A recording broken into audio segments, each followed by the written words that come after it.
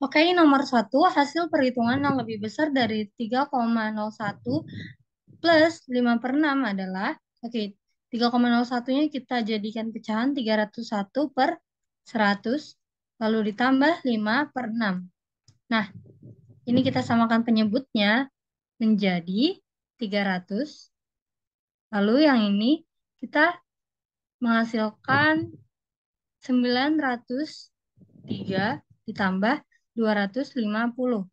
Maka hasil akhirnya adalah 3,843. Nah, untuk yang A, kita dapat hasil dengan cara yang sama adalah 3,63, lalu yang B 3,73, kemudian yang C 3,62, lalu yang D 3,847, lalu yang E hasilnya adalah 3,57. Maka jawabannya adalah yang D.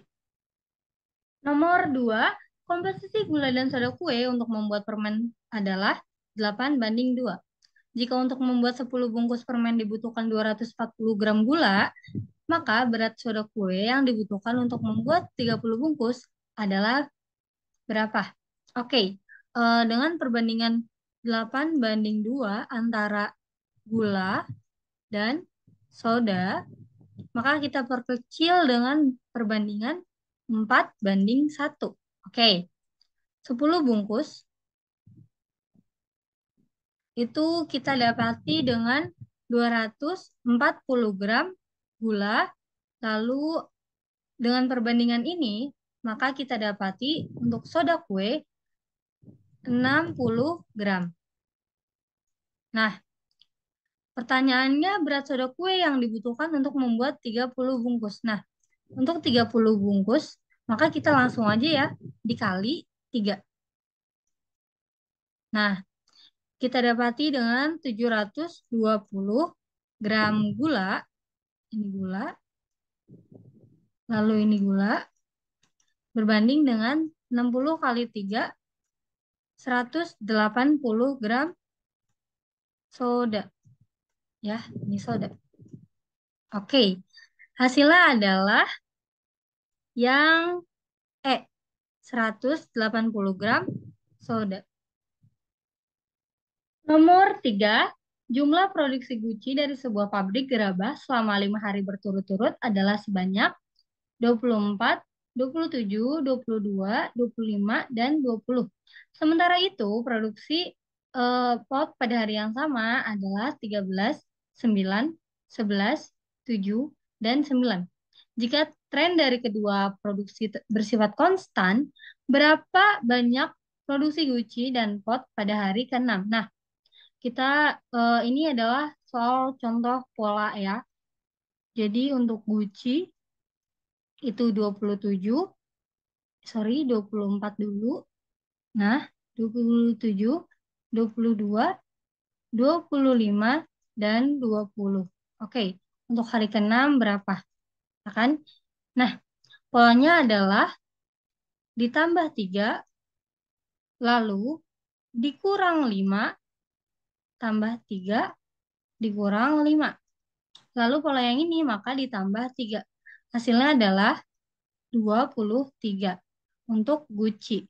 Lalu untuk pot, polanya adalah 13, 9, 11, 7, dan 9. Nah, polanya dikurang 4, lalu ditambah 2.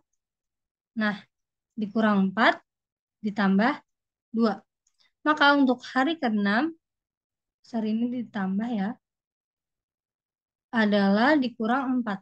9 dikurang 4 hasilnya adalah 5. Jadi 20 guci dan 5 pot. Hasilnya adalah yang D. Nomor 4, harga 4 bola dan 4 peluit adalah Rp400.000. Sementara itu, harga sebuah peluit dan satu botol air minum adalah Rp20.000. Jika diketahui harga satu botol air minum lebih mahal daripada harga peluit, manakah pernyataan yang paling sesuai dengan informasi tersebut? Oke, kita misalkan dengan eh, X adalah bola, lalu Y adalah fluid, dan Z adalah botol air minum ya. Botol, kita tuliskan botol. Oke, nah kita dapat persamaan satu yaitu 4X ditambah 4Y sama dengan 400.000. Oke, jadi persamaan yang ke satu X plus Y sama dengan 100.000. Sama-sama dibagi 4 nih. Kalau persamaan yang kedua, yaitu Y plus Z sama dengan 20.000. Kemudian terdapat pernyataan lagi jika harga satu botol air minum lebih mahal daripada harga fluid. Jadi Z lebih mahal daripada Y. Nah, maka karena di sini Y dan Y, maka kita ambil kesimpulan bahwa eh, ini kita kita coret dulu ya, coret dulu. Jadi X sama dengan 100.000,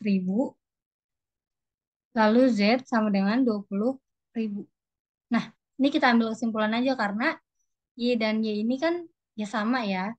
Jadi langsung aja eh, X adalah bola dan Z adalah botol air minum, maka X lebih besar daripada Z. Oke, jadi jawabannya adalah yang C. Harga bola lebih mahal daripada harga air minum. Nomor 5, 3 orang sopir kendaraan umum membandingkan penghasilan mereka. Sopir A mengangkut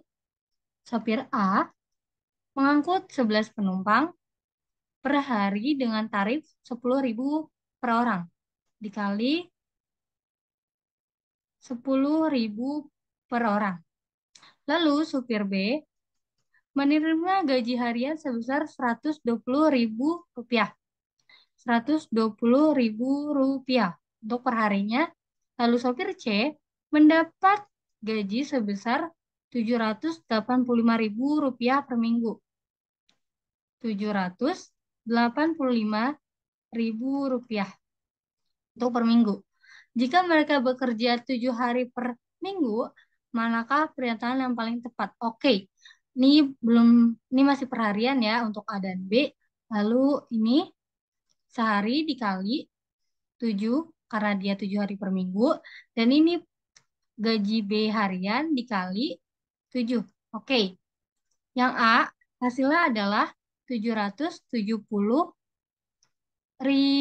Nah, kalau yang B untuk per minggunya gajinya adalah 840.000 rupiah. Oke, jadi kesimpulannya adalah yang E.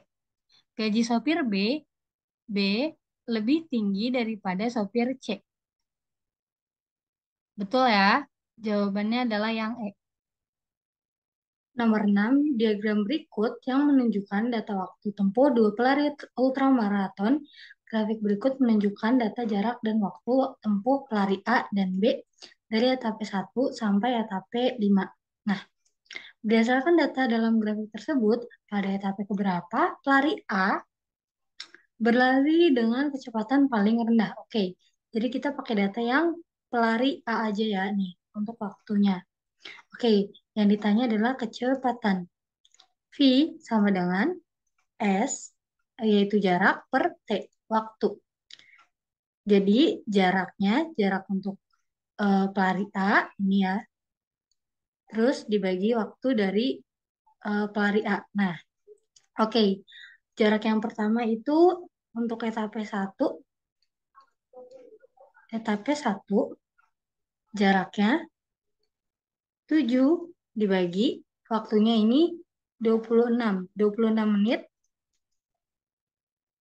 sama dengan 0,43 jam. Karena kita ubah ke jam ya. Jadi 7 dibagi 0,43.